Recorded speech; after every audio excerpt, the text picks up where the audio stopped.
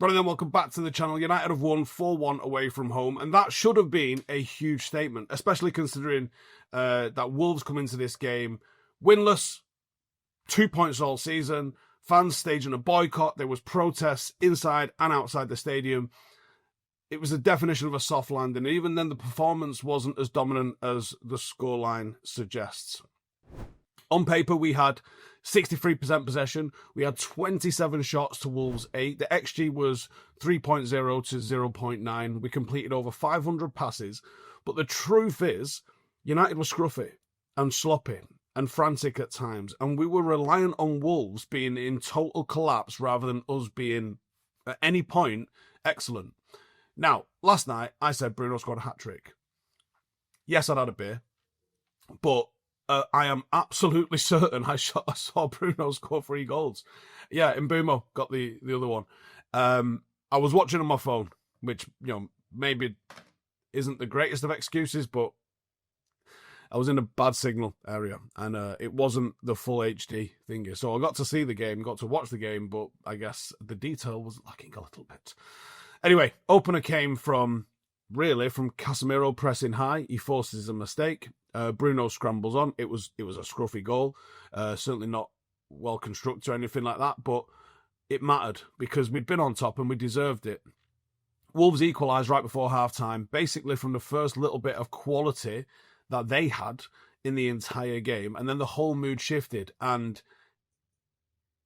I think there was a couple of game states where I think it really shown what's going on with United. We looked fragile, we looked panicked, we didn't play confidently, and then the flip side of that, when it got to 3 and 4-1, United started finding second gear and we started playing some really, really brilliant one-touch up, back and through football. But yeah, we reacted well. We obviously went on and scored 4, but the feeling wasn't one of watching, oh my God, United are dominant. It was, United are going to overpower the worst team in the league eventually, just purely because of quality. So I think it was a good result, but it was a mixed performance.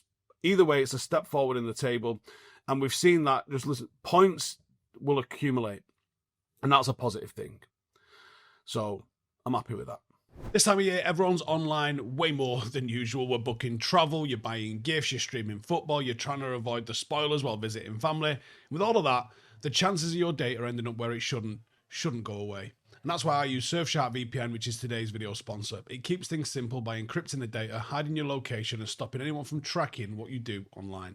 No fuss, just protection.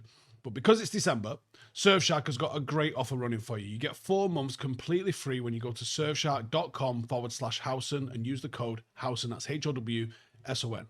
There's a few reasons why it's worth having installed over Christmas. The clean web blocks dodgy ads and malicious sites before they even load. It's got bank-level encryption that keeps your passwords and payment details safe, especially with all the online shopping that you'll be doing this month. And with unlimited devices on just one account, you can cover your phone, your laptop, your telly, your tablet, and any new tech that you unwrap during the Christmas season. Whether you're traveling, whether you're using hotel Wi-Fi, which is well iffy by the way, or watching matches abroad, Surfshark gives you a peace of mind that your online life stays private. Protect yourself today before the next breach hits the headline. Visit surfshark.com/Howson and use the code Howson, that's HOWSON, for 4 extra months for free.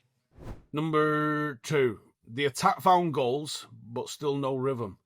So we scored 4, and I'm never going to complain about scoring 4 goals. But the attacking play still didn't feel fluid until we were safe, and then we could play with confidence. So that tells me all of the confidence is missing with United at the moment. Bruno got 2 goals. Obviously, one of those was a penalty. Mason Mount scoring again. Probably my favourite goal of the entire game. And Mbuemo obviously finished early in the second half to get us back in front. That I thought Bruno scored.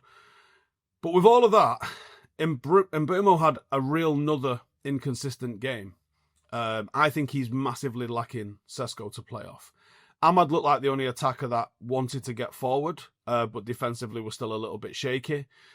Mount is a weird fit because he sometimes pops up with real big moments, but there's no real control to him. Bruno, well, he's Bruno. There is no control to him. He is chaos, but it's effective at times. Like, he gets goals and assists. And the numbers really flatter us. We created 6 big chances. We had 12 shots inside the box. Wolves' defence, even though they played a back five, well, they didn't really play a back five, though, because United was quite frequently attacking three at the back. It was just a performance that absolutely benefited from Wolves mentally folding after 50 minutes. United didn't slice them apart with slick play or patterns. United just had better players and ultimately better fitness in the end, and that's what's shown. And there's nothing wrong with that. But you can see where a better team causes us trouble and where we struggle to break down anyone that isn't the team that hasn't won a single game all season. So the jury was still massively out on that performance. 3, the midfield control was better, but there's still no balance. Now, again, I think Casemiro is quietly having a really, really good season. He was winning duels, he was pressing, he set the tone, Bruno was pulling strings, Ahmad was connecting things quite nicely, Mount's off the ball running, caused them issues, but it still wasn't clean. It still has that wobbly, don't quite know what we're doing kind of vibe to it. When Casemiro pushes high, the rest don't always shift to cover. There's still big gaps open up. When Wolves countered, fucking Wolves, we look stretched. There's still no real number 6 in the squad that Amorim trusts to kind of anchor a game. And even at 3 and 4-1 up, there were moments where Wolves got space just by running at us. And that's, I mean, we can start talking about young players getting debuts and stuff in a second, but why not try other players? Why not let's see what Sesko could do in that area just to maintain a little bit of energy? Other players, which leads us nicely into number 4. Where's Shea Lacey? At 3-1, you should have the bollocks to say, with 10 minutes to go, 8 minutes to go, you should have the bollocks to say this game's done, right? At 4-1, the game is fucking done, especially against a team that's not won a game and hasn't only scored one open play goal and it was against us. That's the perfect opportunity to bring in a kid. The scoreline's comfortable. Wolves have been broken by fan unrest. Half of their fans have gone home. We are in complete control. We was probably in control from the 60th minute onwards, but those last 15, 20 minutes, United was in complete control. And that we don't see Shea Lacey coming on. No bravery. No attempt to change the narrative. And I think that's one of the most damning things here about Ruben Amorim is there is a lot of talk, and it's valid talk, about what's he doing with the academy. He's paying lip service to the academy. Yes, Mainoo came on, got 20 minutes or something like that. Doesn't really count. It's still not giving faith to the youth. I'm not saying give them token minutes, but let's find out if Shea Lacey's good enough. You had the opportunity to do it. Show us that you've got faith in this academy, and you will buy so much credit with Manchester United fans if you're willing to put academy players into this team. This is who we are as a football club. He's named 23 starting 11s with 0 academy graduates. No manager in our Premier League history has had more than 2 such matches. And that was Erik ten Hag. Yesterday fit the same pattern.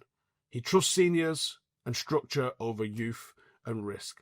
Lacey's one of the most exciting academy talents we've had since Greenwood. He's fit, he travelled, he's been available a few times on the bench now. The fans wanted him. The game state allowed for him to come on. The club's identity is begging for him to come on. And he stays sat on the bench. At 1-1, I get it. At 2-1, I get it. Even at 3-1, with the confidence being what it is, I get it. But at 4-1, against a broken Wolves team and the game wrapped up, a little bit of excitement, a little bit of energy, a little bit of freedom, and a little bit of no pressure, mate. Go and enjoy your Premier League debut. We're not a youth-driven club under this manager right now. And I don't know if we ever will be. But make of that what you will. He had the opportunity. He chose not to. And number 5, how close are we really? Probably closer than it feels, right? And I think that is the frustration. Because there's been genuinely poor performances from United this season. And a win actually lifts United into a very, very healthy position. We can strike at top 4 here, which would have felt absurd even in pre-season to say that United could and should finish in top 4, but we're in touching distance of it. We're ahead of schedule compared to the August expectations. We're trending upwards in terms of both performances and fitness. You've got the likes of Martinez coming back into form. We've started to score goals again, winning away games that we probably would have drawn last season. It feels like the team is like one little run away from almost cementing our place in the top 4. Now, everyone's flapping about AFCON on the horizon, and I think that's probably a good thing. But even with AFCON on the horizon, if you'd have blooded Shea Lacey, you've got another option for when you lose Ahmad and Mbuemo. And he chose not to do it. But there's still all sorts of things that we've got to do. You've got to fix the midfield balance. You've got to integrate the youth properly. You've got to stop conceding soft goals. You've got to become more ruthless with game management.